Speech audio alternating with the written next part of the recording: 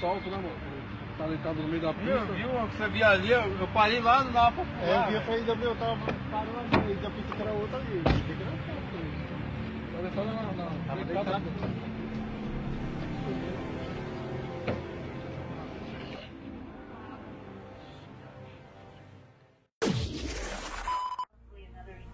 Seems like it's coming from up there. Oh shit, I see.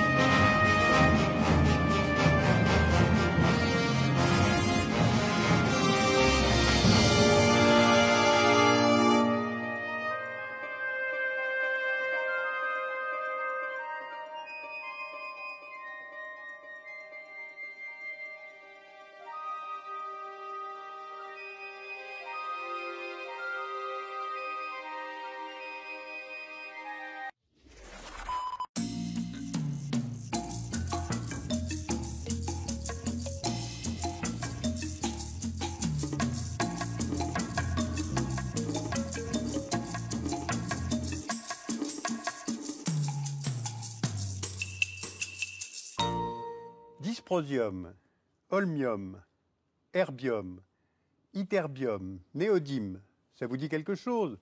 Mais si vous connaissez, vous en faites usage tous les jours dans vos smartphones, dans votre voiture ou tout simplement en allumant une lampe. Eh bien aujourd'hui, je vais vous parler des terres rares, ces substances qui posent un très grand nombre de questions à l'échelle de la planète et des questions qui dépassent largement les utilisateurs que nous sommes. Regardez ces cailloux. Vous voyez là de l'herbium, là c'est du thulium, du cérium, du néodyme, du samarium. Ce sont des terres dites rares, mais en réalité ces minéraux ne sont pas rares, mais ils sont très dispersés dans l'écorce terrestre, géographiquement et géologiquement, donc ils sont difficiles d'accès. Et si vous vous souvenez à l'école avoir appris le tableau périodique des éléments, c'est dans ce tableau que l'on trouve ces fameuses terres rares, soit les 15 lanthanides, plus le scandium et l'yttrium. Alors, qu'est-ce que ces substances ont de particulier et pourquoi sont-elles stratégiques aux yeux des États? Les terres rares ont tout d'abord été utilisées dans l'armement, par exemple pour les pièces d'artillerie ou le guidage balistique, et depuis quelques années, elles participent au développement des nouvelles technologies, et en particulier les technologies vertes. Par exemple, on trouve des terres rares comme le lantane dans les batteries des voitures électriques, et ce, en grande quantité. La batterie de la Prius de Toyota contient environ 10 kg de lantane. On trouve de l'yttrium dans les luminophores des télévisions à écran plat ou encore dans les pots catalytiques. On utilise le cérium dans le secteur de l'optique pour le polissage du verre, le gadolinium pour l'imagerie médicale car c'est un agent de contraste. On fait une injection de gadolinium aux personnes qui passent une IRM. Le néodyme, lui, sert à fabriquer des aimants permanents pour certaines éoliennes, bien plus puissants que les aimants à base de ferrite. Or, on le sait, l'électricité produite à base d'éoliennes est en très forte hausse dans le monde. Enfin, le terbium est utilisé dans la fabrication des ampoules à basse consommation et des LED. Or, le marché des LED, lui aussi, explose dans le monde. Donc, si on veut continuer à améliorer les performances de nos écrans, de l'optique avancée, de l'électronique de pointe, on a besoin de ces terres rares. Alors justement, où les trouve-t-on à travers le monde? Pour le United States Geological Survey, les pays qui disposent des plus grandes réserves de terres rares aujourd'hui sont, dans l'ordre, la Chine, le Brésil, les États-Unis. On trouve aussi des terres rares en Inde, en Australie, en Malaisie, en Russie, au Vietnam. Or, il existe une grande incertitude autour des estimations des réserves de terres rares dans le monde, car tous les gisements n'ont pas forcément encore été découverts ou mis en exploitation, mais aussi parce qu'il s'agit de ressources stratégiques autour desquelles les États entretiennent une certaine opacité. Allons voir l'un des plus gros détenteurs de terres rares au monde, les États-Unis. Ce pays détient les 3e réserves mondiales et il a été le premier producteur jusque dans le milieu des années 80. On voit ici la mine de terres rares de Mountain Pass, située en Californie, à la frontière du Nevada. Et elle a été fermée en 2002 du fait des dégradations environnementales que provoque ce type de mine, mais surtout du fait de la perte de compétitivité de la production américaine par rapport à la production chinoise, beaucoup moins chère. Or, la Chine a aujourd'hui acquis une position de quasi-monopole dans la production de terres rares. Comment a-t-elle procédé? En 1927, les Chinois découvrent les immenses gisements de terres rares situés en Mongolie intérieure, à Bayan-Obo. Ces gisements ne connaissent un début d'extraction significative que dans les années 1980, avec les réformes économiques engagées par Deng Xiaoping. Et avec le programme 863, la Chine place l'extraction de ces gisements de terres rares dans une stratégie de long terme, et ce, en 3 phases. Premièrement, en bénéficiant d'une manœuvre bon marché et en étant indifférente aux conditions sociales et environnementales, la Chine vend ses minerais à bas prix durant des années. Ainsi, elle asphyxie progressivement les autres producteurs, en particulier les Américains, tout en profitant des apports en devises étrangères grâce à la vente de ces minerais. Deuxième phase, le pays met en place une stratégie de remontée de filière qui vise à développer en Chine les industries qui utilisent ces mêmes terres rares. Enfin, troisième phase, la dépendance et la demande étant plus grandes encore, Pékin impose des quotas et des taxes sur les exportations de terres rares. avec triple avantage pour la Chine: préserver ses ressources à long terme, faire monter les prix et lutter contre la pollution extrême générée par l'activité. Eh bien voilà comment la Chine a supplanté les États-Unis au rang de premier producteur de terres rares, pourquoi aujourd'hui 87% de la production mondiale provient de Chine, alors que ce pays ne détient que 40% des réserves connues, et comment elle a su instaurer un rapport de force avec ses clients américains, japonais ou européens. Ceux-ci ont déposé une plainte contre les mesures chinoises auprès de l'organe de règlement des différends de l'Organisation mondiale du commerce, qui en mars 2014 a donné raison aux plaignants. Résultat, au début de l'année 2015, la Chine a annoncé la suppression des quotas sur les terres rares. Eh bien, ce sont tous ces éléments qui aident à comprendre la restructuration actuelle du marché des terres rares et les tensions qui en découlent. Et compte tenu de leur importance économique, les terres rares peuvent évidemment être utilisées à des fins politiques. Eh bien, prenons un exemple. Allons du côté de la mer de Chine. L'archipel que vous voyez sur la carte est revendiqué à la fois par la Chine, qui nomme ces îles les Tiaoyu, et par le Japon, qui les appelle Senkaku. En 2010, un bateau de pêche chinois entre en collision avec des gardes-côtes japonais au large de ces îles, et l'équipage est arrêté par les autorités japonaises. Eh bien, cet incident débouche sur une crise diplomatique entre la Chine et le Japon. Selon Tokyo, la Chine aurait stoppé l'exportation de terres rares vers le Japon en guise de représailles, ce que les autorités chinoises, évidemment, ont démenti. Alors, face au quasi-monopole de la Chine sur la production de terres rares, les pays occidentaux cherchent tous, depuis quelques années, à réduire leur dépendance et à trouver d'autres sources d'approvisionnement. Actuellement, 2 projets d'exploitation de grande envergure sont en développement. Aux États-Unis, avec la reprise de l'exploitation de Mountain Pass en Californie, et en Australie, où la mine de Mount Weld est en fort développement de production. Il y a aussi de nombreux projets qui sont développés sur le continent africain, et on trouve également 2 nouveaux venus un peu inattendus. Tout d'abord le Groenland. Certaines sources estiment que le Groenland accueille les 2e réserves de terres rares au monde à Kvanefjeld. C'est pourquoi ce territoire, sous souveraineté danoise, intéresse particulièrement les Européens, encore faut-il que ces affirmations s'avèrent exactes. Mais depuis 2009, la gestion des ressources minières de ce territoire est du ressort du gouvernement autonome du Groenland. Or, il est en conflit avec l'Union européenne en ce qui concerne la chasse des phoques pour leur fourrure. Et puis il y a les conditions climatiques qui pourraient rendre l'exploitation des gisements très difficile. Maintenant, dernière estimation à évoquer, les ressources détenues en Corée du Nord, pays que l'on ne place finalement jamais sur l'échiquier des échanges internationaux. Plusieurs sources estiment que la Corée du Nord disposerait des plus importantes réserves mondiales de terres rares. Le site de Jongju que vous voyez là sur la carte abriterait 216 millions de tonnes d'oxyde de terres rares, soit le double des réserves mondiales actuellement connues. Alors si cette estimation se révèle exacte, cela vient évidemment bouleverser les équilibres géopolitiques régionaux. Plusieurs acteurs sont intéressés, parmi lesquels évidemment la Chine. En 2012, l'entreprise d'État sud-coréenne Korea Resource Corporation a indiqué que des contacts avaient été pris avec la République populaire démocratique de Corée pour l'exploitation conjointe de gisements nord-coréens. Et en 2013, la compagnie SRE Minerals a annoncé la création d'une joint venture avec une entreprise d'État nord-coréenne en vue d'exploiter les gisements de Jongju. Eh bien, ces chiffres sont à prendre avec beaucoup de prudence, car les enjeux sont immenses et les manipulations possibles. Voilà, j'ai voulu vous donner une définition précise de ce terme de terres rares, des substances qui ne sont pas rares, mais très dispersées dans les couches géologiques de notre planète.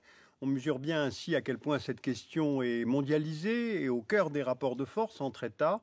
Et puis on mesure aussi à quel point nous en sommes désormais dépendants au travers de tous ces nouveaux objets quotidiens.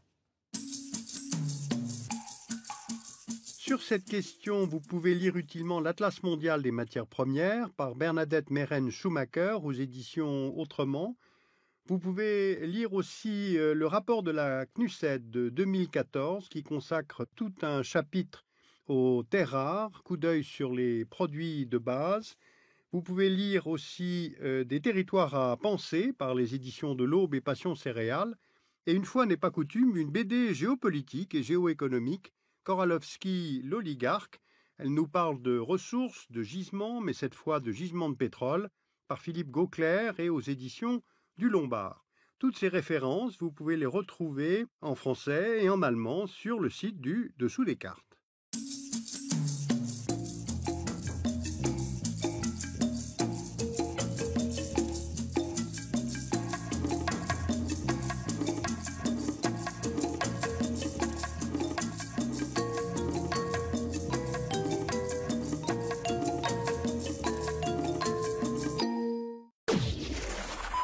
Le Premier ministre a conclu sa participation au sommet du G7 en Italie par une importante annonce. Lors de sa conférence de presse, il a confirmé que le prochain sommet du G7 se déroulera ici, au Manoir Richelieu, en 2018, en bordure du fleuve Saint-Laurent. C'est un immense honneur pour nous tous de pouvoir célébrer cette grande nouvelle ensemble aujourd'hui. Le paysage majestueux qui nous entoure nous rappelle l'importance de rendre hommage à nos peuples autochtones et de travailler avec eux dans une